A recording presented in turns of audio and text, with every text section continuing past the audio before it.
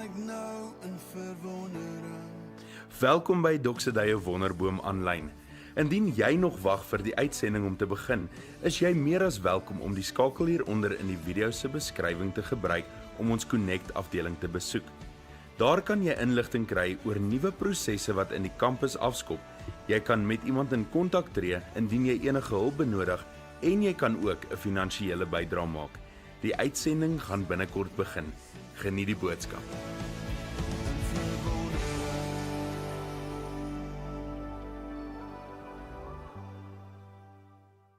Het is vir my 'n groot voorreg om vanoggend saam met jou te kan kuier en opgewonde te wees oor wat die Here mee besig is. Is dit nie amazing dat die Here aanhou werk wanneer ek en jy slaap nie? Is dit nie ongelooflik dat die Here se planne nie op sy geskuif word wanneer ons nie ingetune is daarmee nie? Is dit nie ongelooflik dat die Here se hart vir jou as individu en groter, die gemeente en die stad en die land, nie terugstaan wanneer daar tragedie tref of wanneer daar 'n pausknoppie soms op van ons se lewens gedruk word nie. Daarom is ek so oortuig dat wat ons eintlik hier doen vanoggend is om mekaar te herinner, die Here is goed en die Here is besig. En daar's mense wat dit nodig het om dit te hoor, en dalk is jy een van hulle, of dalk is jy die boodskapper wat dit vat na die volgende persoon toe. Nou, ons skop vanoggend af met nog 'n Doxedeye reeks. Jy dink seker by jouself, dis al wat hierdie ouens doen is hulle doen reekse saam. Wel, dit is so bietjie so, want is omdat ons een gemeente is, elkeen van ons 33, 34 kampusse and counting. Ek kry gewoonlik net die getal in my kop en dan kom maar een by en dan praat ek weer nie die waarheid vir die volgende 6 maande nie. En dan herinner my iemand my, hoorie, nee, daar het nou ene in Nederland bygekom. Okay, is nou 35 en dan is ek vir so 'n paar weke reg. Dan praat ek die waarheid en dan mis ek ook die volgende ene. So elkeen van ons kampusse vorm deel van een leierskap en een droom en een visie en ons is in essensie dan eintlik is ons een gemeente en om een gemeente op dieselfde visie te hê beteken dat ons een woord het. En wanneer ons sê een woord, dan sê ons nie, luister, al die ander kerke preek ander goeters en hier kom ons met 'n nuwe woord nie. Nee, jy sien, net soos wat die liggaam verskillende dele het, is daar 'n unieke passie vir 'n spesifieke deel van die evangelie wat die Here op Doxedeye se hart geplaas het. En is so lekker om hierdie jaar met ons 4de One-series besig te wees. Dis die 4de keer hierdie jaar wat ons 'n reeks saam doen en volgende jaar gaan ons dit weer doen, ten minste 1 keer 'n kwartaal 'n reeks saam. So, as jy iemand het wat 'n familielid of 'n vriend is wat in 'n ander kampus vanoggend sit, dalk in ons Kameeldrift kampus of in ons Raslou kampus of dalk ewen in die ooste, selfs in die ooste. Kan jy na kerk sê, "Jesus, wat het jy vanoggend gedink aan die eerste boodskap van die Een Lewe reeks?" Want hulle is besig met presies dieselfde. En ons vertrou dat die Here vanoggend dit op 'n unieke manier kom oopbreek. Deur wie hy gekies het hierso en natuurlik om dit toepaslik te maak vir elkeen van ons. Nou, laaste ding wat ek wil net sê rondom hierdie reeks is dat dit nie net 'n hit and run wat jy hoor vanoggend en jy moet gaan probeer uitfigure by die huis. Wat was hierdie nou nie? Teen die pilare agter is daar QR-kodes wat jy kan scan met jou foon wat jou vat na 'n YouVersion Bible plan toe. So jy kan in die week besig wees met wat ons vanoggend en vir 3 weke gaan besig wees. So raak deel van daai YouVersion Bible plan. Nog 'n goeie ding is dat ons klein groepe het notas rondom hierdie reeks en ons wil seker maak dat ons so diep en so breed in hierdie tema ingaan as wat ons kan. Ons het hierdie jaar afgeskop met Hebreërs. En ek weet nie wie van julle kan die prentjie onthou waar ons gesê het, kom ons skuif ons fokus, net vir 'n oomblik, dit beteken nie ons fokus was verkeerd nie, maar ons fokus was beperk. Ons skuif ons fokus van Jesus op die kruis na Jesus op die troon. Want Jesus was net vir 'n oomblik op die kruis. Sien met my, hy was net vir 'n oomblik op die kruis. En ja, daai oomblik het moontlik gemaak om my deel te maak van wie Jesus die res van die tyd is. En wie hy die res van die tyd was en is en altyd sal wees, is die koning oor God se koninkryk. Hoe amazing is dit? Met ander woorde, ek word deel gemaak van die kruis oomblik sodat ek deel kan wees van die koninkryks oomblik. Dit is die goeie nuus. En ons het afgeskop in Hebreërs waar ons 'n bietjie tyd spandeer het hieraan en ons gaan verder wat ons vandag in Hebreërs besig gaan wees. En vir 3 weke gesels ons saam oor integriteit. Integriteit. Nou as jy al 'n rukkie hier by ons is, dan sal jy weet ons het 'n groot liefde en 'n passie vir die feit dat 'n stede en omgewings en gemeenskappe getransformeer moet word na 'n plek waar God se regerende hand duidelik sigbaar is vir almal. Soos dit in die hemel is, so ook op aarde. Jesus bid dit. Hy is een van die dinge wat hy bid in die Onse Vader. Hy sê, Here, soos dit in die hemel is, laat dit so op aarde wees. Nou deel gou die aarde op in 'n klomp deeltjies. Deel net jou lewe op in 'n paar deeltjies en sê, okay, wel, ek het myself en my denke. Here, laat my denke hier op aarde wees soos dit in die hemel is. Wow. Aan die ander woorde is 'n koninkryksperspektief. Jy sit hier vandag, dalk is jy alleen, maar dalk sit jy in 'n huwelik met iemand. Here, laat my huwelik, dis wat Jesus voorvra. Laat die huwelike in Wonderboom gemeente en in die gemeenskap van die Moed en in die noorde wees op aarde soos dit in die hemel beplan was om te wees. Wow. Yes, dit is daarom vir jou 'n powerful statement om te maak. Die werk waar jy is, hoe goddeloos die mense ook al is wat saam met jou daar werk en hoe geldgedrewe die industrie is, Here. As ek vir hierdie dokter werk of as ek 'n werktuigkundige is in hierdie area, mag daai workshop wees soos wat 'n workshop in die hemel sou wees. Ja, maar karre breek nie in die hemel nie. Want daar's goeie mechanics in die hemel, dit is hoekom.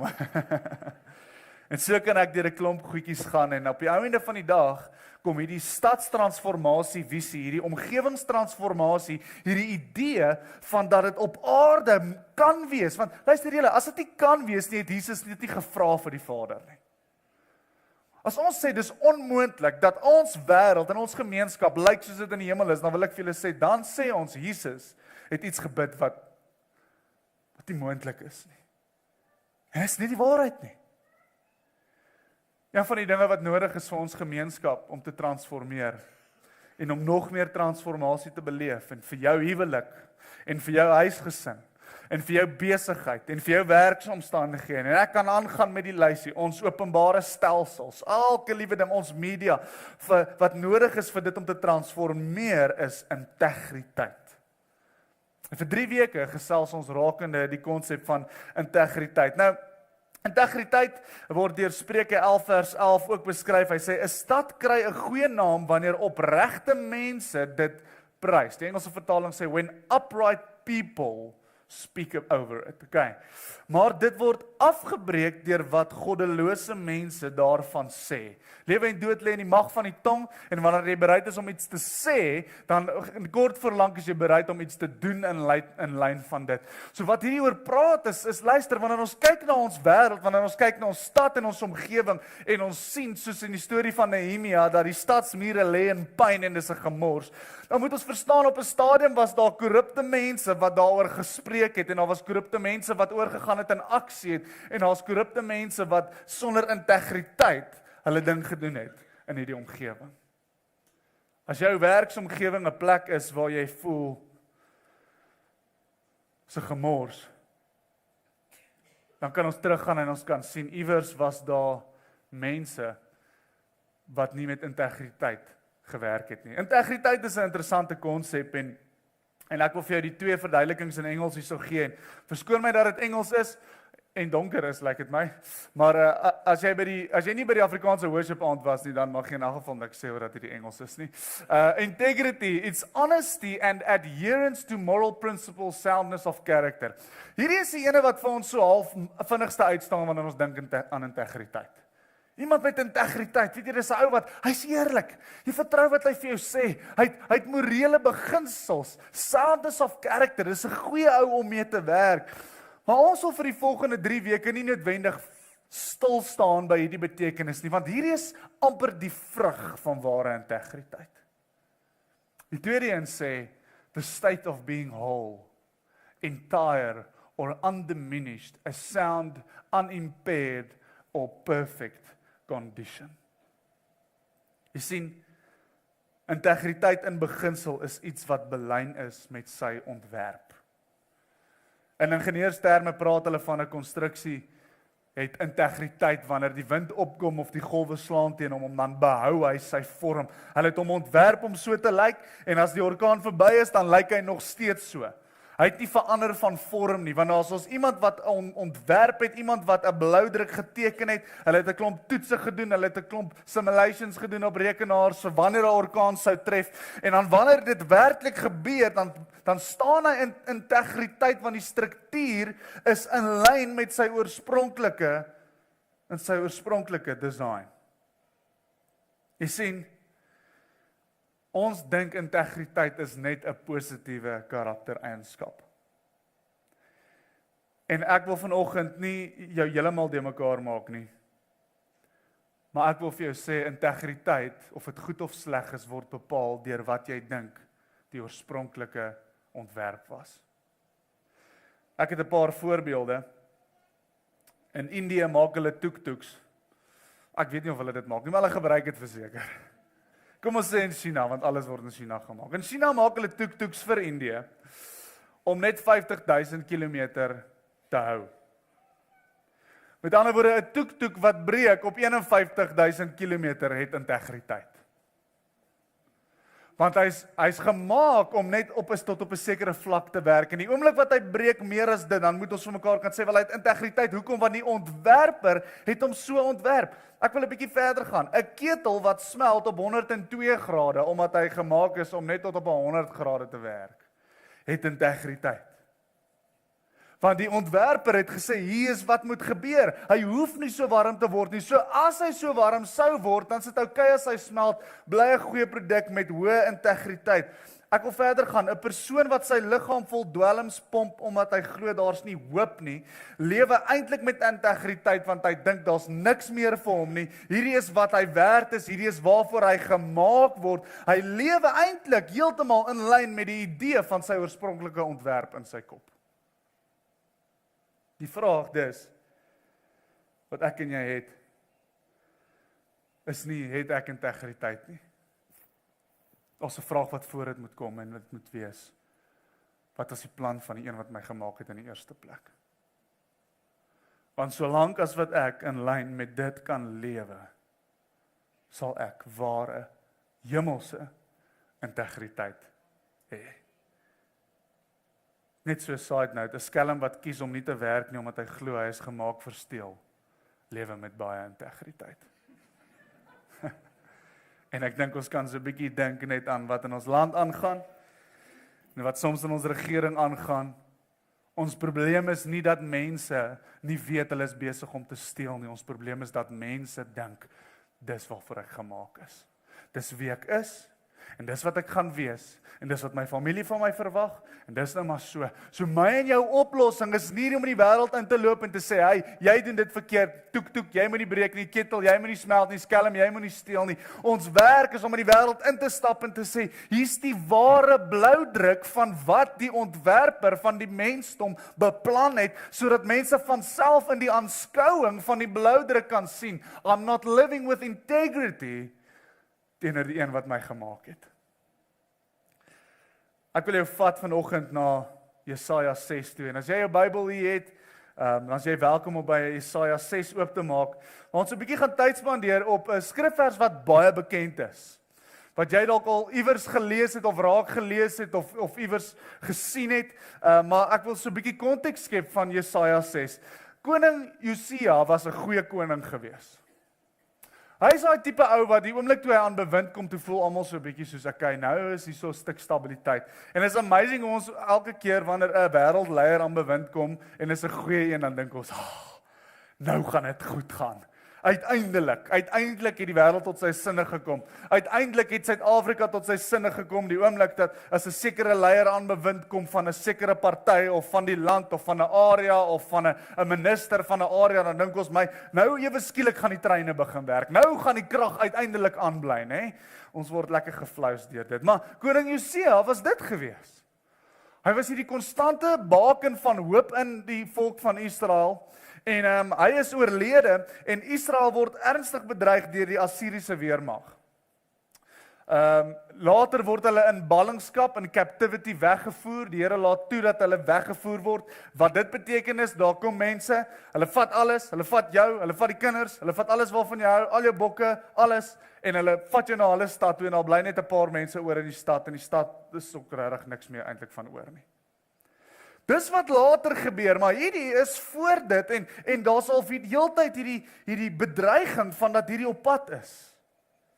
Die volk Israel het ook so 'n bietjie afgedwaal en so 'n bietjie vergeet. Hoekom? Want koning Josia was daar. Ons het so 'n bietjie vergeet hoe nodig ons die Here het, nê, want ons het hierdie amazing koning gehad van Juda. En ons sit met 'n profeet met die naam Jesaja wat soek vir oplossings.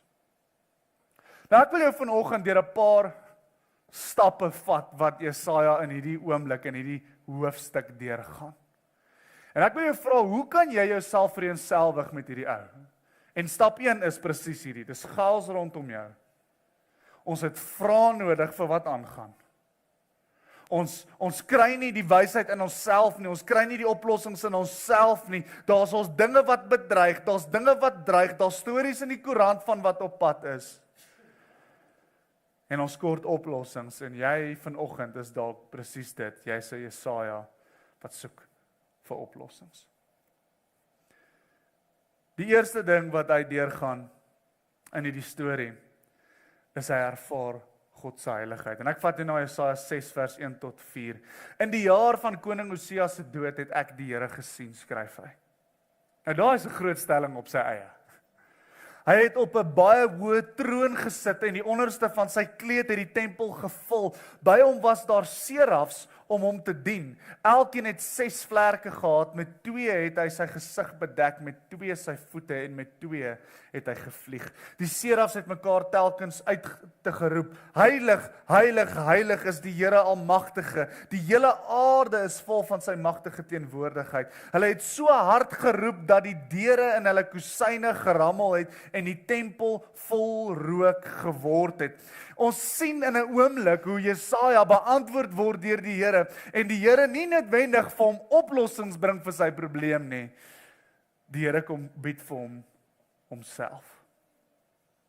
Die Here kom sê vir hom, ek kan vir jou baie oplossings gee, maar as jy nie die eerste ding gaan snap nie, dan beteken ek gee vir jou oplossings nie. En dalk het ons vanoggend nodig om hierdie te hoor, om te sê, dalk sit jy 'n wonderboom, en daar waar jy funksioneer deur die week op jou eie plek, en jy het oplossings nodig vir 'n klomp dinge, vir jou huwelik, vir jou werk, vir jou besigheid, vir 'n klomp rowwe dinge wat in jou lewe tans aan die gang is, om net vir 'n oomblik te besef dat hoe God Jesaja geantwoord het, was nie om te sê, raai, dis die oplossing, stap 1, 2, 3, 4, 5 nie. Hy kom sê vir hom, besef het gaga vir 'n oomblik hoe groot is ek. Ek het nodig dat jy besef, ek is die God van die hemel en die aarde. Ek is die skepper van die hemel en aarde. Daar's niks so groot soos ek nie, daar is niks so heilig soos ek nie. Hoe lank laas het jy dalk net die Here se heiligheid bedink vir 'n oomblik? Het gesê, Here, in 'n oomblik wil ek nie te veel sê nie, ek wil net dink. Openbaar dit weer vir my hoe groot U is, en hoe heilig U is, en hoe suiwer U is. Jy sien, hierdie konsep sluit so mooi aan by ons vorige reeks waar ons gepraat het oor om sien, om net te aanskou. Jy sien, want hy is die perfekte God wat regeer oor sy skepping, en in plek van om net oplossings te soek, is die grootste oplossing se stap 1 is staan en besef, hy is God. En hy's bo alles. Dit gaan oor na stap 2 toe, wat ek dink so normaal is. En dit is waar Jesaja voel, ek is bietjie oorweldig. Ek dink ek is gediskwalifiseerd.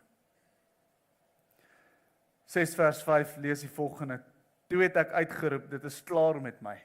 Engelse vertaling sê, woe to me. Dink nie wow soos vandag se tyd nie. Wow!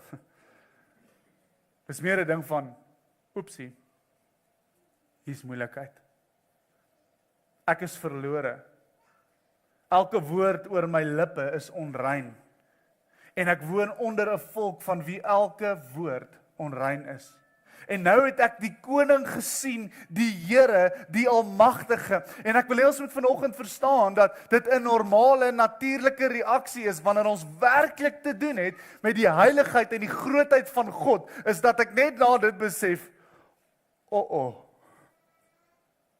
want God is goed. Ek is nie. God is groot. Ek is klein. God is perfek. Ek is beskadig en besmet. God is regverdig. Kom ons wees eerlik, ek is korrup. Dis 'n natuurlike reaksie wat Jesaja in hierdie oomblik beleef.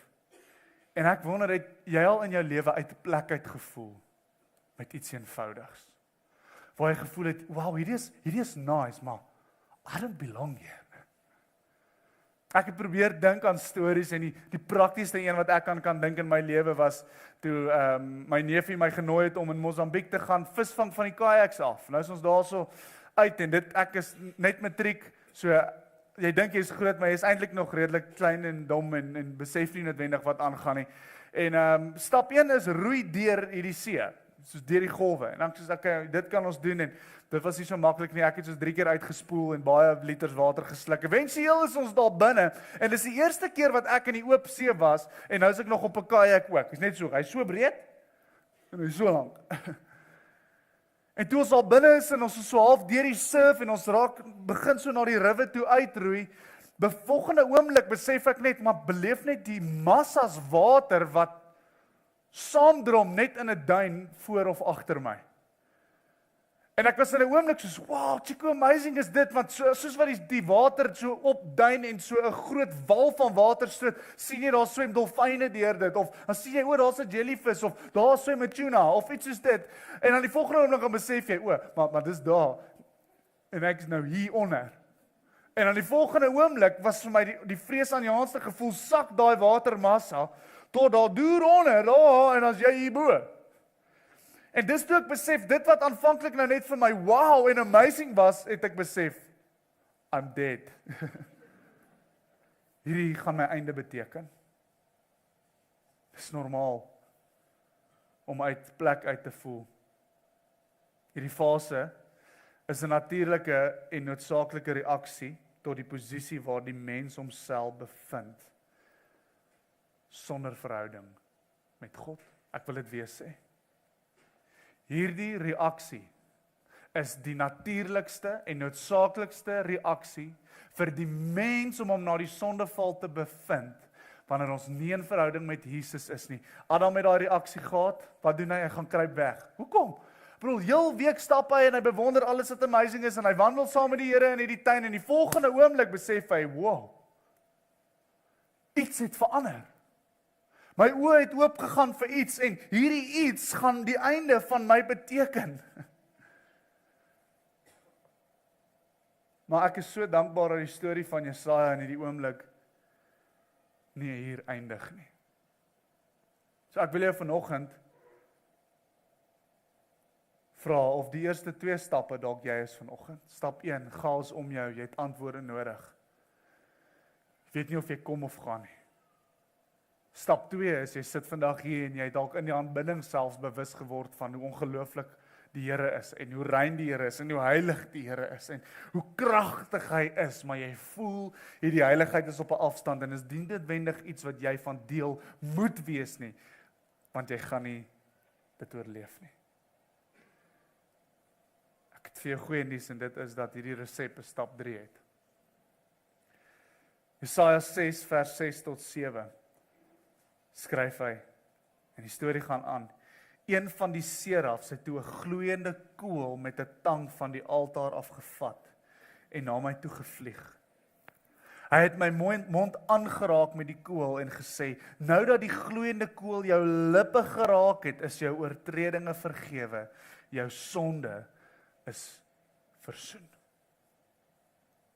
Ek wil hê jy moet verstaan vanoggend dat Jesaja nie homself fix of vir die Here sê, hoorie, pause net gou hierdie ongelooflike heilige interaksie. Ek moet net gou uithardloop, 'n paar bokkies gaan offer, my hande skoon kry, myself besprinkel met een of ander duif se bloed en bid die Onse Vader 5 keer bid en dan gaan ek terugkom en dan wanneer die atmosfeer reg is en die band hang genoeg en alles is perfek en alles is dan gereed en ek kan vir u wys, Here kyk, ek het hierdie week elke liewe dag die YouVersion Bible Plan saam met Dr. Dave Wonderboom se nuwe reeks gevolg. En Here kyk, ek het hierdie week vir soveel mense gebid. Hy sê, nee.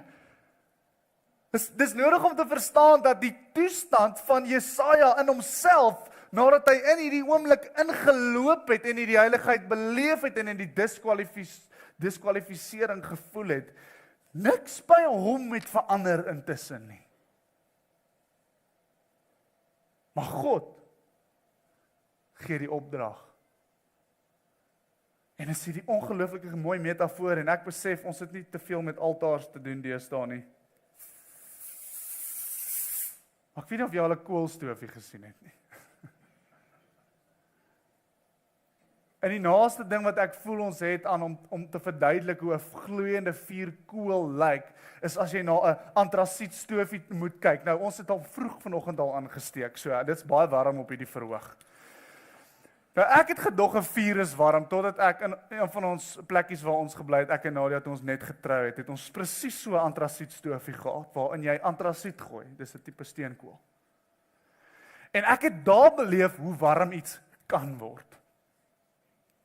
En hierdie prentjie van wat hy vertel van dat een van hierdie serafs kom en hy kom vat een van hierdie ongelooflike warm kole en ek sien laas ek iemand wat vra, hy wonder of hierdie engel net voordat hy die kool gevat het of hy so gemaak het.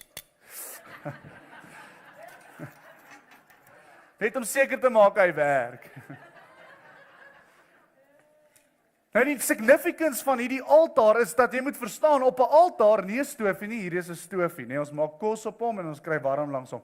'n Altaar is 'n plek waar 'n offer gebring word, juis om hierdie reinheid te bewerkstellig, juis om my vir 'n oomblik te kwalifiseer, sodat die heiligheid van die Here my nie verwoes nie, dat die Here my vir 'n rukkie kan vergewe tot die volgende ding wat ek doen.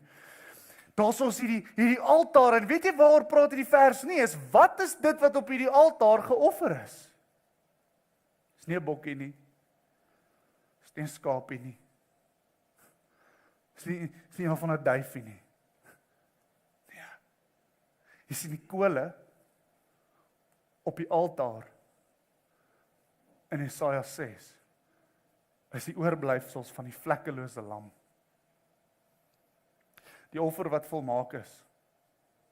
En daar's nog so 'n paar koeltjies wat daarso bly, nadat die offer volmaak is en gegee is, en opgeneem is, en aanvaar is, en die offer is genoeg, en die offer het alles gedoen wat gedoen moet word. Die offer het vir elke liewe sonde op aarde kom betaal, die vieslikste ding wat jy in jou lewe al ooit gedoen het. Hierdie offer het daarvoor kom betaal. Die kleinste dingetjie wat jy onbewustelik gedoen het, wat jy nie eers van weet nie, het hierdie offer voorbetaal. Die mees evil mens op aarde wat die meeste evil gedoen het, hierdie offer is genoeg, hierdie offer het daarvoor betaal. En hier kom hierdie seraf en hy vat een van hierdie koeltjies en hy kom sê nie, luister, jy's volgende, kom ons offer jou ook en seker maak jy's okay nie. Hy sê nee. Jy sien, daar's iets wat nog nie verander het in hierdie hele storie nie. Dis die manier hoe jy dink oor jouself en die manier hoe jy praat oor jouself. En hy kom vat hierdie kool en hy kom sit hom op Jesaja se tong. Jesaja fix homself nie. God kom en sê, ek kom fix jou. So ek het nodig dat jy vanoggend hierdie prentjies sien. As daar 'n area in jou lewe is waar jy nog soos 'n wurm voel en jy voel, maar hierdie area is een kant en hier is my heilige deel en hier is die deel wat hy so half sies, dan het ek nodig dat jy besef, hier kom die Here en hy vat die koolvuur en dis nie soos om 'n kind se mond met seep uit te spoel en te sê, jy mag nie. Die Here kom en hy kom reinig jou denke met die koolvuur en hy kom sê, ek God het nodig dat jy begin anders dink oor jou, want ek dink al lankal anders oor jou. As jy hier sit vanoggend en jy voel, jy's 'n ma, maar jy's nie goed genoeg ma nie. En ons 'n rede dat jy nie 'n goed genoeg ma is nie, want die siklus herhaal homself en jou ma was 'n terrible ma en jy is abused en jy's nou dat ek nodig dat jy vandag besef die Here kom en hy sê, "Hey, ek dink lankal nie meer so oor jou nie. So wie's jy om nog so oor jou te dink?" Jy sit en jy dink, "Ag, weet jy, arme ek." Nie van julle onthou nie, maar in laerskool het jy die vokale geleer, "Arme ek is oupa uil." In my huis het ons so 'n grappie, as ek myself wel jammer kry, dan sê ek vir Nadia, "Arme ek is Reinhard Smit."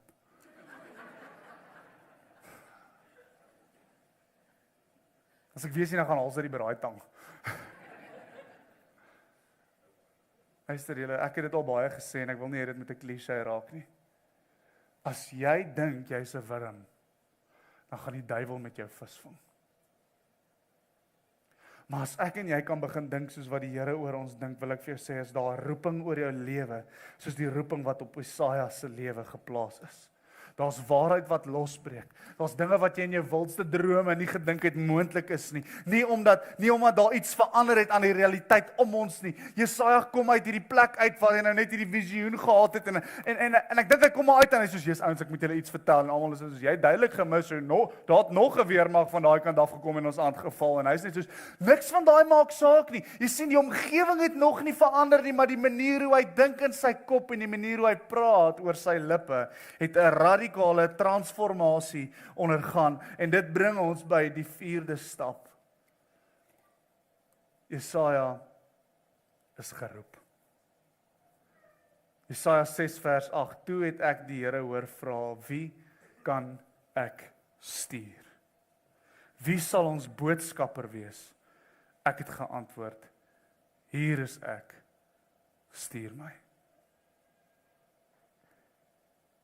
Voor die tyd het ons as leiers saam gebid daar in die hoek vertrek en ek praat en ek sê vir hulle, ek besef julle is 5 weke, ek dink is nou amper 4 weke tot Desember vakansie. Net so, jaar verby, kom. En net voordat dit jou opgewonde maak dat hierdie kwartaal nou vinnig en lekker gaan wees, die oes is groot. Julle, die hoeveelheid seer wat ek sien tans in ons gemeenskap is, ek kan dit nie gedoen het vir kwartaal 2 nie. Ons sou baie meer energie gehad het om hierdie te deel in kwartaal 2 of kwartaal 1. Nou los ons dit vir kwartaal 4. Die hoeveelheid huwelike wat uit mekaar uitval, die hoeveelheid kinders in skole wat net wil hulle lewe beëindig, die hoeveelheid mense wat net nie meer hoop sien nie, die hoeveelheid mense wat net absoluut net voel, luister, dis verby, ek kan nie meer nie, en jy het nodig om te verstaan dat daar's nie iemand anders wat gestuur word vir hierdie mense nie. We are the cavalry. Here, asseblief fix ons stad. Okay, great. Here, asseblief fix ons stad. Yes, ek's op dit. Here, hoekom fix nie my stad nie? Ek dink ek het jou lankal gestuur. Hier sit ons. Gevul met die krag van die Heilige Gees. Die koolvuur is op jou tong geplaas wat vir jou gesê wil word. Daar is niks, maar niks in jou geskiedenis wat nog in die pad staan nie. Here, maar my sonde, jy's reg, sonde is 'n probleem. Sonde is die grootste probleem in die onderskeid tussen God en die mens. Sonde het die grootste wig kom inslaan tussen God en die mens. Yes, ja, Here, dis hoekom ek nog nie gegaan het nie. By the way, ek het my seun gestuur en as sonde die probleem was, het ek sonde mee kom afreken. Sonde is verby. Daar is niks meer wat my en jou kan keer behalwe ons denke wat moet belyn met die nuwe mens wat die Here kom bewerkstellig het binne in my en jou nie. En die Here kom vra vanoggend, wie gaan ek stuur? Wie gaan ek stuur? Nee, Here, nie ek nie. I'm not qualified. Well, I don't call the qualified. I qualify the called. Maak jy net seker, jy kom en jy behaag my en jy het hierdie moment met my waar ek kan spreek in jou lewe en jou gedagtes verander en jou taal verander, hoe jy oor jouself praat en jy kan uitstap en jy kan doen waarvoor die Here jou geroep het. En dis so amazing dat hierdie was half die eerste moment wat ons van Jesaja beleef. Dis die eerste deel van Jesaja se storie en ons lees nog baie meer. Jesaja is een van hierdie helde, wat as ons vanoggend moes die probleme in ons gemeenskap opnoem, en in ons gesinne, en in ons huwelike en alles, as ons dink, dit sal ons nice is om 'n Jesaja hier te gehad het, om dit uit te sort. Jesaja is 'n nice ou. Hy weet wat om te doen in elke probleem. As misdaad 'n probleem is in jou straat, Jesaja gaan dit vir jou kom uitsort. Dit help om te besef, selfs Jesaja het vir 'n oomblik gevoel, kan nie ek wees nie.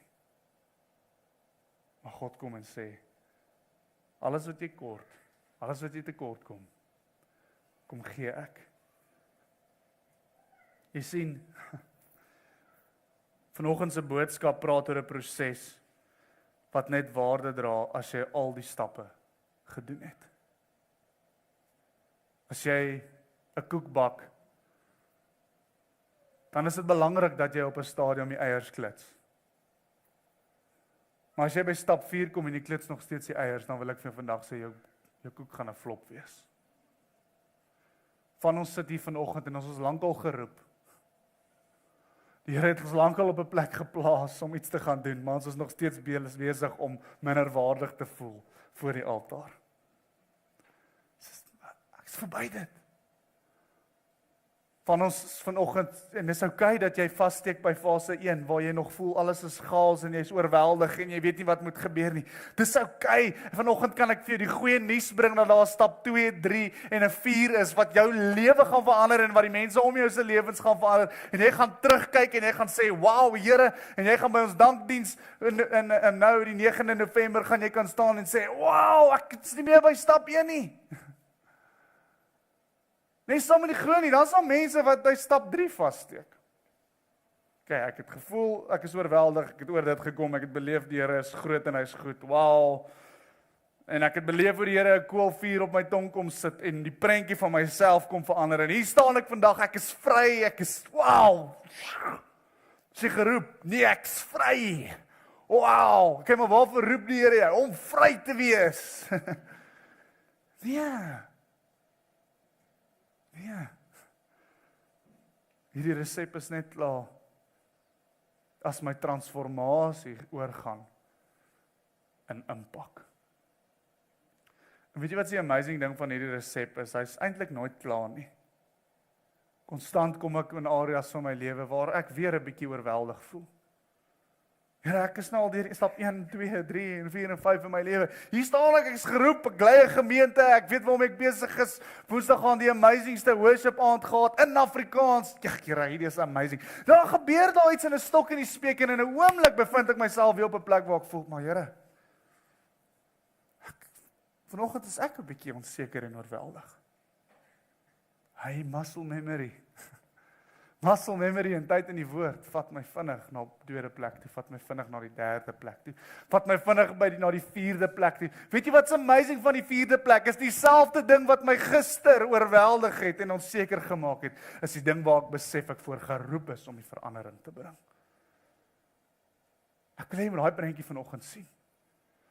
Wat is die ding wat jou die meeste bang maak, wat jou die meeste oorweldig en onseker maak? Hoe amazing is dit dat dit moontlik daai selfde ding is wat 3 stappe later die area is waarvoor jy geroep is, waarvoor jy toegerus is, waarvoor jy gesalf is. Salwing is 'n ander ding.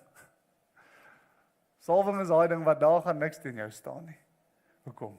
Want God het gesê. God het gesê. Ek wil vir jou skrifvers lees, Hebreërs 10 vers 14 tot 16. Deur die een offer het hy die wat vir God afgesonder word, vir altyd volkome van sonde vrygemaak. Ek wil net gou daar stil staan. Julle besef net gou vanoggend. Een offer op hierdie altaar het vir elke liewe ding kom betaal, elke prys wat betaal moet word, elke skuld wat betaal moet word, elke straf wat gedra moet word, vir eens en vir altyd volkome is jy vrygemaak. Ook die Heilige Gees betuig dit aan ons. Eers sê hy, dit is die verbond wat ek met hulle na daardie dae sal sluit, sê die Here. Ek sal hulle my wette in die hart gee en hulle verstand sal ek dit skrywe. Met ander woorde, weet jy wat sê dit? Beteken bloot die regte ding doen. Integriteit is nie meer 'n ding wat ek gaan opstaan en sê, vandag wil ek integriteit doen nie. Hierdie sê vir my, ek staan op en ek sê, I am integrity. Hoekom?